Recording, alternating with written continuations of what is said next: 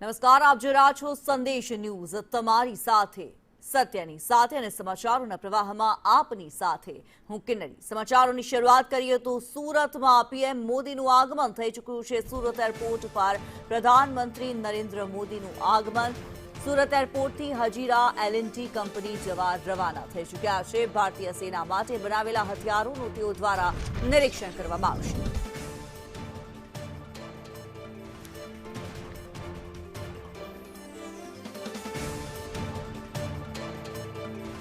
પ્રધાનમંત્રી નરેન્દ્ર મોદી ગુજરાતના પ્રવાસે આવ્યા છે। ગુજરાતની આ મુલાકાત મહત્વપૂર્ણ રીતે દક્ષિણ ગુજરાતની તેઓ દ્વારા મુલાકાત લેવામાં આવી રહી છે, જ્યાં સુરત એરપોર્ટ ખાતે પ્રધાનમંત્રી નરેન્દ્ર મોદીનું આગમન થઈ ચૂક્યું છે અને પ્રધાનમંત્રી મોદી સુરત એરપોર્ટથી હજીરા જવા માટે રવાના થઈ ચૂક્યા છે। હજીરા એલએનટી કંપની ખાતે જવા માટે તેઓ રવાના થઈ ચૂક્યા છે। ભારતીય સેના માટે બનાવેલા હથિયારોનું નિરીક્ષણ તેઓ દ્વારા કરવામાં આવશે। મેક ઇન ઇન્ડિયા અંતર્ગત ભારતીય સેનાને મજબૂત બનાવવા માટે જે શસ્ત્રો બનાવવામાં આવી રહ્યા છે, જે સરંજામ બનાવવામાં આવી રહ્યો છે, આ તમામનું નિરીક્ષણ પ્રધાનમંત્રી મોદી દ્વારા કરવામાં આવશે। અને જ્યારે દક્ષિણ ગુજરાતની મુલાકાતે પ્રધાનમંત્રી આવ્યા છે, ત્યારે 18,800 કરોડના વિકાસ કાર્યોની ભેટ પણ પીએમ મોદી લઈને આવ્યા છે।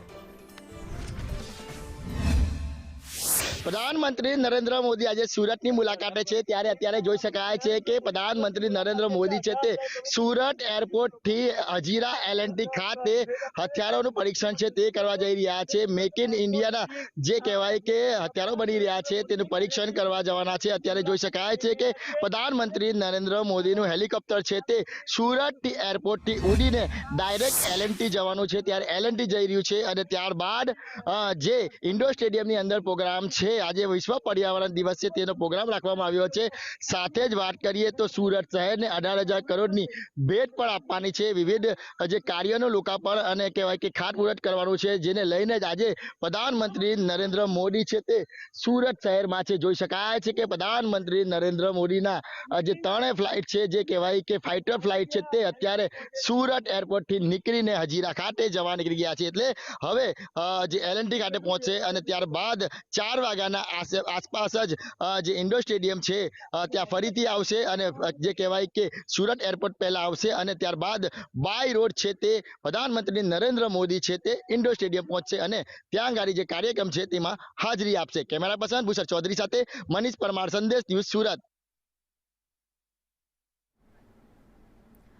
પ્રધાનમંત્રી મોદી પોતાની સાથે વિકાસ કાર્યોની ભેટ લઈને આવ્યા છે। 18,778 કરોડના વિકાસ કાર્યોની ભેટ સુરતથી પ્રધાનમંત્રી મોદી આપવા જઈ રહ્યા છે, જેમાં વડોદરા મુંબઈ એક્સપ્રેસ વે સુરત 4,297 કરોડની ભેટ આપશે।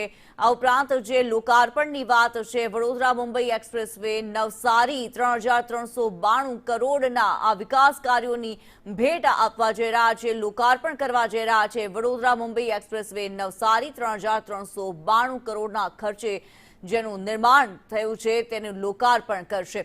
ડીજીવીસીએલ ફૂલ ટર્ન કી પ્રોજેક્ટનું પણ તેઓ દ્વારા લોકાર્પણ કરવામાં આવશે। કુલ 13,926 કરોડના લોકાર્પણ પ્રધાનમંત્રી મોદી દ્વારા કરવામાં આવશે। ત્યારે 66 કેવી વોકલ ઓએન ટ્રાન્સમીટર સુરત ખાતે 48.2 કરોડના ખર્ચે જે બન્યું છે તેના લોકાર્પણ કરવામાં આવશે।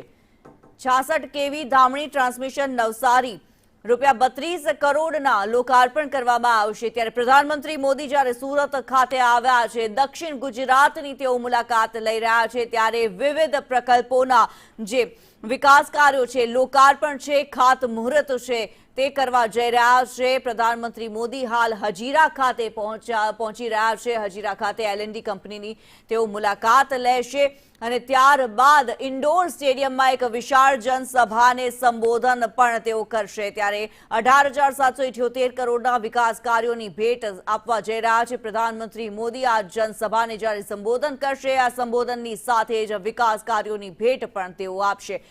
13,926 કરોડના લોકાર્પણ કરવા જઈ રહ્યા છે પીએમ મોદી, જેમાં ડ્રેનેજ પમ્પિંગ સ્ટેશન દહેજ 2 ખાતે પણ આ લોકાર્પણ કરવા જઈ રહ્યા છે।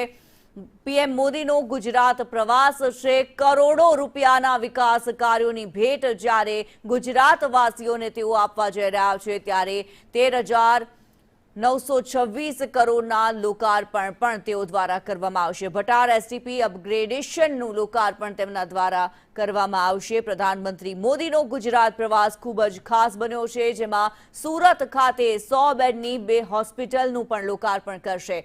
આ ઉપરાંત જે લોકાર્પણ કરવાના છે, દમણમાં લગભગ 3,000 કરોડના વિકાસ કાર્યોની ભેટ આપવાના છે પીએમ મોદી. દમણ જિલ્લાની નમો હોસ્પિટલનું લોકાર્પણ તેઓ કરવા જઈ રહ્યા છે. ઉપરાંત નવનિર્મિત જે એરપોર્ટ છે તેનું પણ તેઓ દ્વારા એરપોર્ટ બિલ્ડિંગનું લોકાર્પણ કરવામાં આવશે. ઉપરાંત આઇકોનિક બ્રિજ છે તેનું ખાતમુહૂર્ત પણ કરવામાં આવશે.